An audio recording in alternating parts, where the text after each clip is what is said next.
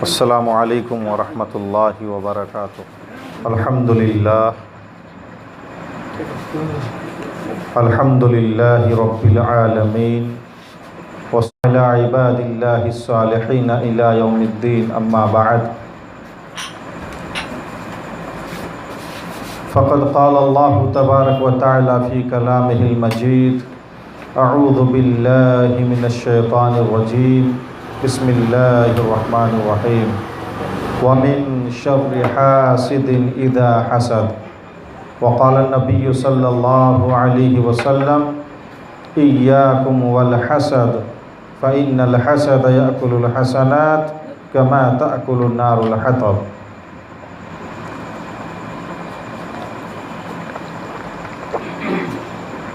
Normal پانی بولا تھا، نارمل۔ اللہ تبارک و تعالیٰ کا بے حد شکر و احسان ہے کہ اس رب العزت نے ہمیں اور آپ کو دین کی فکر لے کر اکٹھا ہونے کی اور قرآن و حدیث کی بات سننے اور سنانے کی توفیق عنایت فرمائی۔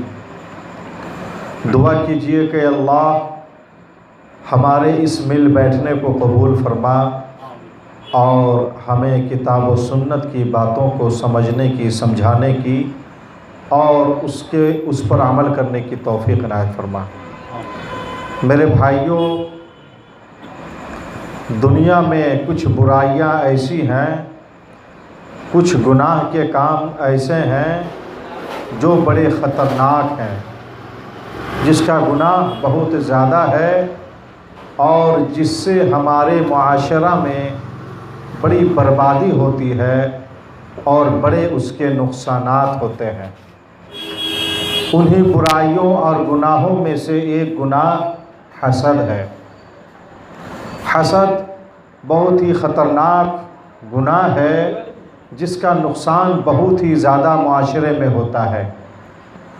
حسد کہتے ہیں کسی کی ترقی کو دیکھ کر کے، کسی کی نعمت کو دیکھ کر کے اس بات کی خواہش کرنا کہ وہ نعمت، وہ ترقی اس سے ختم ہو جائے، خواہ ہمیں وہ ترقی اور نعمت ملے یا نہ ملے، اسے کہتے ہیں حسد۔ مثال کے طور پر ایک آدمی مالدار ہوا، اللہ تبارک و تعالیٰ نے مالدار بنایا، اب اس کی مالداری کو ہم برداشت نہیں کر پا رہے ہیں اور ہماری یہ خواہش ہو رہی ہے کہ اس کی مالداری ختم ہو جائے اور وہ پھر غریب ہو جائے۔ تو اس کا مطلب یہ ہے کہ اس سے ہم نے حسد کیا، اسی کو کہتے ہیں حسد۔ یہ جو حسد ہے اس کے بڑے نقصانات ہوتے ہیں۔ حضرت آدم علیہ السلام کو جب اللہ تبارک و تعالیٰ نے پیدا کیا اور پیدا کرنے کے بعد حضرت آدم اور فرشتوں کے درمیان جب اللہ تبارک و تعالیٰ نے کمپٹیشن رکھا اور اس کمپٹیشن میں جب حضرت آدم علیہ السلام جیت گئے اور فرشتے جواب نہیں دے سکے اور آدم علیہ السلام نے تمام سوالوں کا جواب اللہ تبارک و تعالیٰ کو دے دیا، اس وقت اللہ تبارک و تعالیٰ نے فرشتوں سے کہا تھا کہ اے فرشتوں، حضرت آدم تم لوگوں کے مقابلے میں علم کے اعتبار سے بلند ثابت ہو گئے، ان کا مقام اونچا ہو گیا، اب وہ تمہارے مقابلے میں علم والے ہو گئے ہیں، اب تمہیں چاہیے کہ تم ان کی تعظیم کرو، تکریم کرو، اپنے سے ان کو بڑا جانو، فَاسْجُدُوا لِآدَمَ، تم لوگ آدم کا سجدہ کرو۔ قرآن میں ہے فَسَجَدُوا إِلَّا إِبْلِيسَ، تمام فرشتوں نے سجدہ کیا لیکن ابلیس نے سجدہ نہیں کیا، ابلیس کے علاوہ سبوں نے سجدہ کیا۔ اللہ تبارک و تعالیٰ نے ابلیس سے کہا مَا مَنَعَكَ أَلَّا تَسْجُدَ إِذَا أَمَرْتُكَ، اے ابلیس جب میں تجھے حکم دیا تھا کہ تم آدم کو سجدہ کرو تو تم کو آدم کو سجدہ کرنے سے کس چیز نے روکا؟ کون سی چیز مانع رکاوٹ بنی؟ اس وقت ابلیس نے کہا کہ خلقتنی من نار و خلقتہ من طین، اے اللہ تم نے مجھے آگ سے پیدا کیا ہے اور آدم کو مٹی سے پیدا کیا ہے، میرا مقام اونچا ہے، آدم کا مقام نیچا ہے، ہونا تو یہ چاہیے تھا کہ آدم میرا سجدہ کرتے، میں آدم کا سجدہ کروں، یہ کیسے ہو سکتا ہے؟ وہاں پر ابلیس نے یعنی اس وقت تکبر سے کام لیا ابلیس نے، تو اللہ تبارک و تعالیٰ نے ابلیس کو جنت سے نکال دیا اور آدم سے کہا یا آدم اسکن انت و زوجک الجنہ، اے آدم تم اور تمہاری حوا دونوں جنت میں رہو، جہاں سے جو چاہو کھاؤ پیو، لیکن یہ ایک درخت ہے اس کے قریب مت جانا۔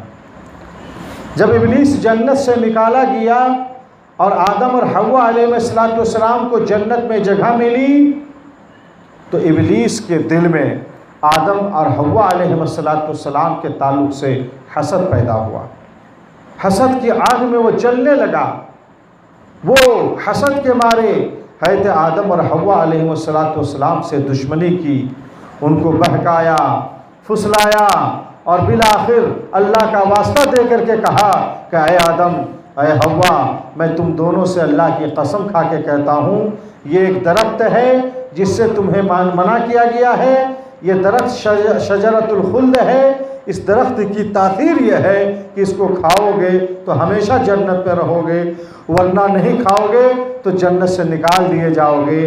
حضرت آدم علیہ السلام اور حوا علیہ السلام نے ابلیس کے بہکاوے میں آ کر کے اس شجر ممنوعہ کو، جس درخت کو اللہ تبارک و تعالیٰ نے کھانے سے منع کیا تھا، اس شجر ممنوعہ کو اور منع کیا ہوا درخت کو حضرت آدم اور حوا علیہ السلام کھا لیے اور وہ جنت سے نکال دیے گئے۔ حسد کا نقصان دیکھیے، ابلیس نے آدم سے حسد کیا، جنت سے نکال دیا گیا، اور حضرت آدم اور حوا علیہ السلام بھی جب حسد کے شکار ہوئے تو جنت سے، جب شجر ممنوعہ کو اس نے کھایا، اللہ تعالیٰ نے آدم اور حوا علیہ السلام کو بھی جنت سے نکال دیا، وہ دونوں نکال دیے گئے۔ حسد کا یہ نقصان ہے۔ حضرت یعقوب علیہ السلام کے 10-12 بیٹے تھے، انہی میں سے ایک حضرت یوسف علیہ السلام تھے۔ حضرت یوسف علیہ السلام کو حضرت یعقوب بہت چاہتے تھے، ان کے بھائیوں کے دل میں حضرت یوسف علیہ السلام کے تعلق سے حسد پیدا ہوا۔ تمام بھائی حضرت یوسف علیہ السلام سے جلنے لگے، حسد کرنے لگے، اور تمام بھائیوں نے حضرت یعقوب علیہ السلام کے پاس مکاری سے، دجل و فریب سے کام لیا اور دھوکہ دے کر کے حضرت یوسف علیہ السلام کو یعقوب علیہ السلام سے جدا کیا، اور باہر جنگل میں جا کر کے ان کو مارا، پیٹا، دھکا دیا، اور ان کو ایک تاریک کنواں کے اندر وہ لوگ ڈال دیے۔ ایک قافلہ آتا ہے، حضرت یوسف علیہ السلام اس کنویں سے نکالے جاتے ہیں اور ایک غلام کے حیثیت سے وہ بیچے جاتے ہیں، خریدے جاتے ہیں، اور عزیز مصر کے گھر میں پہنچتے ہیں۔ حضرت یوسف علیہ السلام جو انتہائی خوبصورت انسان تھے اور نبی کے بیٹے نبی تھے، ان کے ساتھ جو اتنا برا سلوک ہوا، ان کے بھائیوں کے ہاتھوں جو ان کو پیٹا گیا، مارا گیا، لہو لہان کیا گیا، کنویں میں ڈالے گئے، کنویں سے نکالے گئے، اور ایک غلام کی حیثیت سے جانور کی طرح بیچے گئے، خریدے گئے، یہ ساری مصیبتیں اور ساری تکلیفیں اور ساری ذلتیں جو حضرت یوسف علیہ السلام کو ملی اور ان کے حصے میں آئی، یہ صرف حسد کا نتیجہ ہے۔ پیارے حبیب جناب محمد الرسول اللہ صلی اللہ علیہ وسلم جب مکہ سے ہجرت کر کے مدینہ گئے، اس وقت مدینے میں عبداللہ ابن ابی ابن سلول کو سرداری ملنے والی تھی، لیکن نبی علیہ السلام جب مدینہ گئے تو اہل مدینہ نے آپ علیہ السلام کو اپنا حاکم اور سردار بنایا۔ عبداللہ ابن ابی ابن سلول کے دل میں حسد پیدا ہوا نبی علیہ السلام کے خلاف۔ اس نے کہا کہ اس شخص کی وجہ سے ہمیں ملنے والی قیادت و سیادت اور ہمیں ملنے والی سرداری ہم سے چلی گئی۔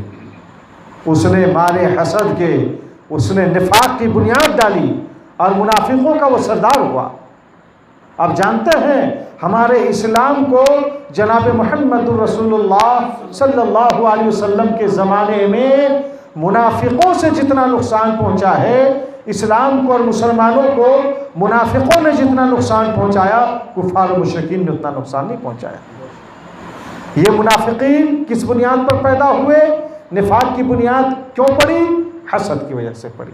یہ حسد کے نقصانات، حسد کا شر اور حسد کا نقصان کتنا خطرناک ہوتا ہے، اس کا اندازہ اس سے لگائیے کہ اللہ تبارک و تعالیٰ نے جناب محمد الرسول اللہ صلی اللہ علیہ وسلم کو حاسدوں کے حسد کے شر سے پناہ مانگنے کا حکم دیا ہے۔ اللہ نے فرمایا وَمِن شَرِّ حَاسِدٍ إِذَا حَسَدَ، اے محمد صلی اللہ علیہ وسلم، حسد کا جو شر ہوتا ہے، حسد کا جو نقصان ہوتا ہے، بڑا خطرناک ہوتا ہے۔ اے محمد صلی اللہ علیہ وسلم، آپ حاسدوں کے حسد کے شر سے اللہ کی پناہ مانگیے، بہت خطرناک ہوتا ہے میرے بھائیو۔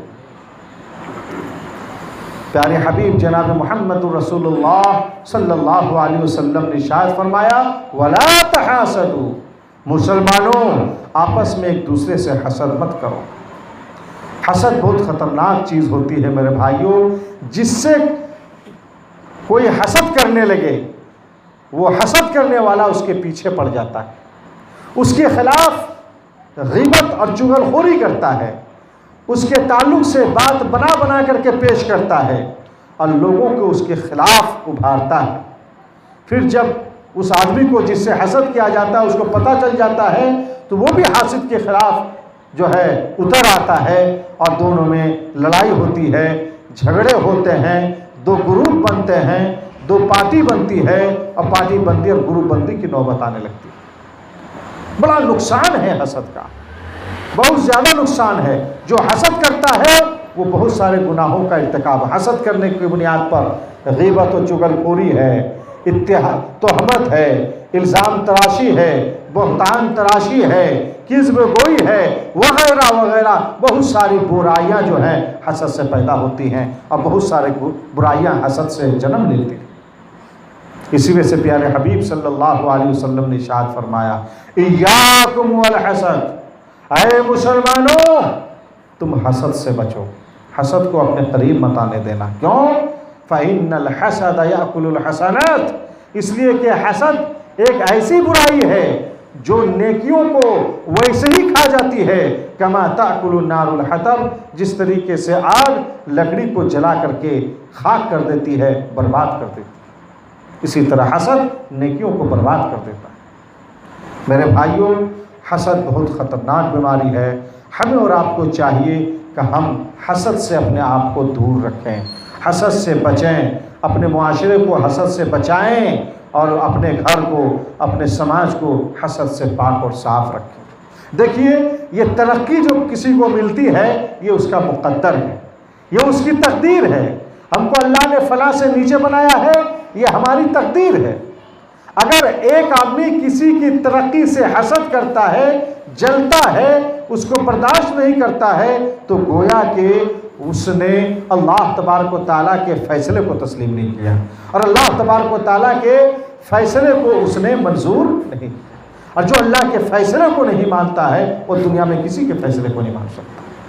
معلوم یہ ہوا کہ حسد بہت ہی خطرناک چیز ہے، اس کے نقصانات بڑے خطرناک ہے۔